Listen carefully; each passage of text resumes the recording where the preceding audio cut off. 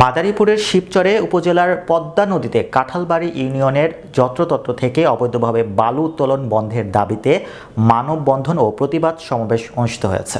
মঙ্গলবার সকালে শিবচর উপজেলার কাঁঠালবাড়ি ইউনিয়নে এলাকাবাসীর উদ্যোগে বাংলা বাজার এলাকায় মানববন্ধন অনুষ্ঠিত হয়। এ সময় কাঁঠালবাড়ি ইউনিয়ন সাবেক মেম্বার তোতা মিয়া হাওলাদার, সাবেক মেম্বার লতিফুর খান, সাবেক মেম্বার মাহমুদ ফকির, কৃষক কালাম মিয়া হাওলাদার, হিরুন চকিদার, মান্নান মুন্সি সহ হাজার হাজার জনগণ উপস্থিত ছিলেন। বক্তারা বলেন, দীর্ঘদিন ধরে শিবচর উপজেলার কাঁঠালবাড়ি, চর জানাজাত, চর চান্দ্রা ইউনিয়নের যত্রতত্র থেকে অবৈধভাবে বালু উত্তোলন করে বিক্রি করছে একটি প্রভাবশালী মহল। পদ্মা নদীর অসংখ্য স্থান থেকে একযোগে চলছে অবৈধ বালু বাণিজ্য।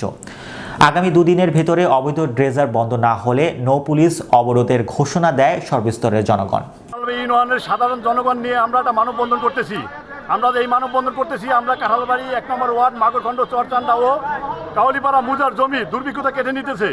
আমাদের কাছে এই প্রশাসনের কাছে জরুরি আবেদন যে যদি নৌ পুলিশ ২-১ দিনের ভিতরে এই মাটি কাটা বন্ধ না করে, আমরা জরুরিভাবে ডিসি স্যারের কাছে বা মন্ত্রণালয় বা যেখানে যেখানে যাওয়ার দরকার আমরা এই নৌ পুলিশের বিরুদ্ধে পদক্ষেপ করব। আমরা নৌ পুলিশের ওসিকে জানাইতে চাইতেছি যে আপনার দ্রুত গতিতে এই নদী কাটাটা আপনারা দ্রুত গতিতে ভিটাইবেন, এই আপনাদের কাছে আকুল আবেদন। ৪-৫ বছর ধরে এই মাটি কাটতেছে নৌ পুলিশের বিরুদ্ধে চরদানাজাত, কাঁঠালবাড়ি এবং চান্দ্রা, মাগরখণ্ড, কাউলিপাড়া এই কয়েকটা মুজা কাটতেছে। আমরা প্রশাসনের কাছে কয়েকবারে বলছি এবং রাজনৈতিক দল তাদের কাছে আমরা বলছি, বলার পরে আমরা কোনো প্রতিক্রিয়া পাইতেছি না। এবং এ পর্যন্ত আপনাদের সাংবাদিক মাধ্যমে আমি বলতে চাইতেছি মাটি কাটার যেভাবে মাটি কাটে আমাকে মনে করুন ক্ষতি করতেছে, এভাবে যেন মাটি আর না কাটে এই জন্য আমরা মনে করি সরকারের কাছে আমরা দাবি করতেছি যাতে আমাদের চর বাচ্চা থাকে, এই জন্য আমরা দাবি করি সরকারের কাছে। আজকে কাঁঠালবাড়িতে আজকে আমাদের এই যে মানববন্ধন, এই যে জনসাধারণ একত্রিত হয়েছে, এই যে চর কেটে কিছু অসাধু ব্যবসায়ী ডেজার্ট দিয়ে আজকে আমাদের জনসাধারণের জমি সম্পূর্ণভাবে কেটে যে আমাদের যে জনসাধারণ যে ক্ষতি করতেছে, আমরা সরকারের প্রতি এবং যারা আছেন এই সাংবাদিক ভাইদের মাধ্যমে আমরা বলতে চাই যে এই চরের জমি কেটে জনসাধারণ যে ক্ষতি করতেছে একটি প্রভাবশালী মহল, আমরা প্রশাসনের দৃষ্টি আকর্ষণ করতেছি যাতে অতি অবিলম্বে এই ডেজার্ট বালু কাটা এই অসাধু ব্যবসায়ীদেরকে আইনের আওতায় এনে এই ড্রেজিং বন্ধ করার জন্য আমরা সাংবাদিকের মাধ্যমে আমরা সরকারের প্রতি এবং আইনের প্রতি প্রশাসনের প্রতি আমরা দৃষ্টি রাখতেছি।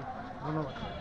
জনগণ এখানে অনেক মানুষ, গরিব মানুষ, সবাই কৃষক, জমির উপর নির্ভর করে, সবাই কৃষক নির্ভর এই দেশের মানুষ, সাধারণ মানুষ সবাই তাদের কারো ৫ কাঠা জমি আছে, কারো ১০ কাঠা জমি আছে, তারা জমির উপর নির্ভর করে তাদের সংসার নির্ভর করে, তারা সন্তানাদি নিয়ে চলে। এই জমিতে তারা যদি ফসল না ফলাইতে পারে তারা কিভাবে চলবে? এই যে যারা বালি কাটে তারা তো শুধু নিজেরাই শুধু লাভবান হইতেছে, তাদের পকেট ভারী হইতেছে, তারা অবৈধভাবে বালি উত্তোলন করতেছে। কিন্তু এই যে কৃষক তাদের ভূমি কোথায় যাবে? অতল করবে, তলিয়ে যাবে। মানুষ আশ্বিন মাসে ওইখানে গিয়েছে, তারা যায় দেখে যে চর জায়গা গেছে, তাদের ভরসা ছিল যে তারা ধান রোপণ করবে।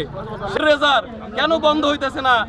এরা তো সবাই পুলিশের কাছে, নৌ পুলিশের কাছে তারা প্রতিবেদন জানাইছিল, কোনো ফলাফল পায় নাই। তারা কিন্তু ডিসি মহোদয়ের কাছেও গিয়েছিল, কোনো ফলাফল পায় নাই।